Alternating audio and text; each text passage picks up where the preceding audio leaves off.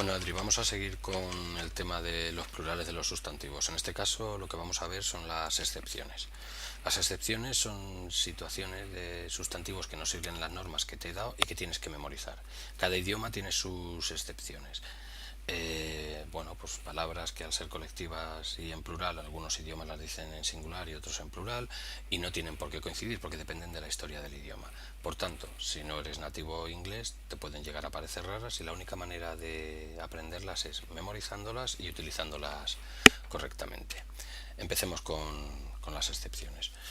Bueno, pues las excepciones a los plurales sustantivos lo que te voy a ir dando es una lista de palabras que tienes que memorizar y que son, pues eso, excepciones. People es un sustantivo colectivo, nunca se le añade la S y siempre va con un verbo en plural. Puedes entender people como el plural de person. Person es persona, people es personas, aunque nosotros lo traducimos como gente. Entonces, cuando tú hablas de gente en castellano, lo dices en singular. Cuando hablas de gente en inglés, de people, lo dices en plural. There are a lot of people in the street. Hay un montón de gente en la calle. ¿Vale? Las siguientes palabras que te voy a decir son polis y family. También son nombres colectivos.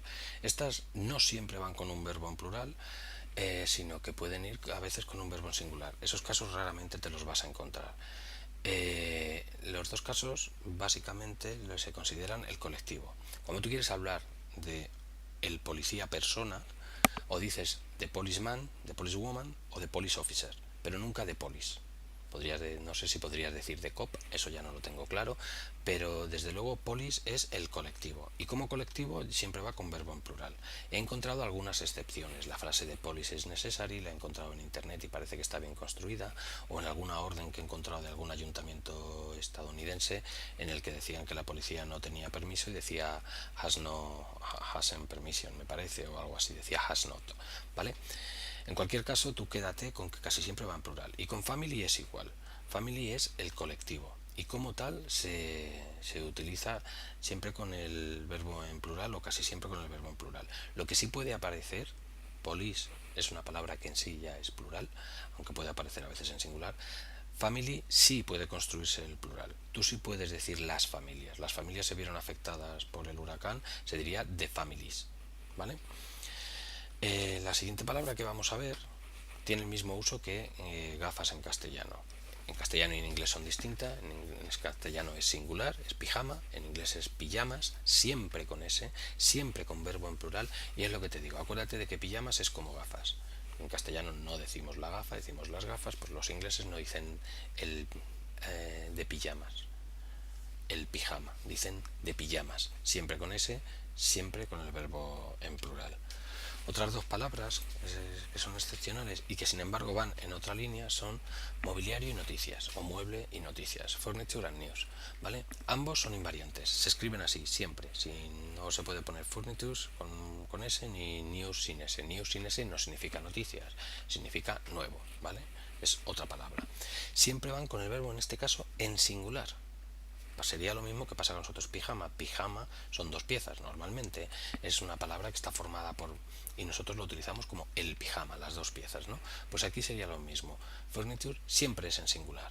Me refiero a una mesa, o me refiero a una mesa y una silla, o me refiero a las 10 mesas y 10 sillas de una aula. Siempre es furniture. The furniture is too expensive.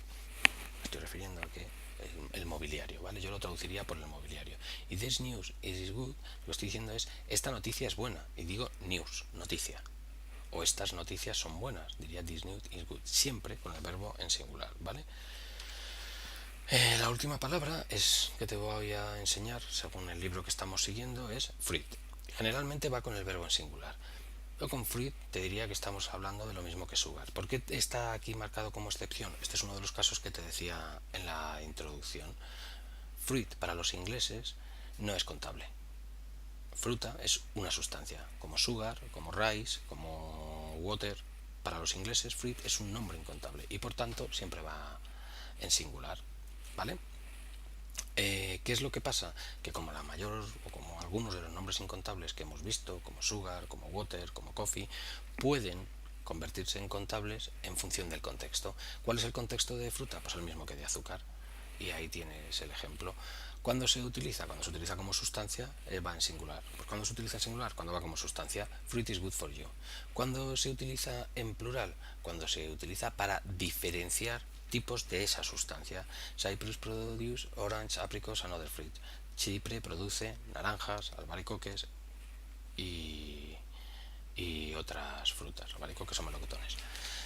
¿Vale?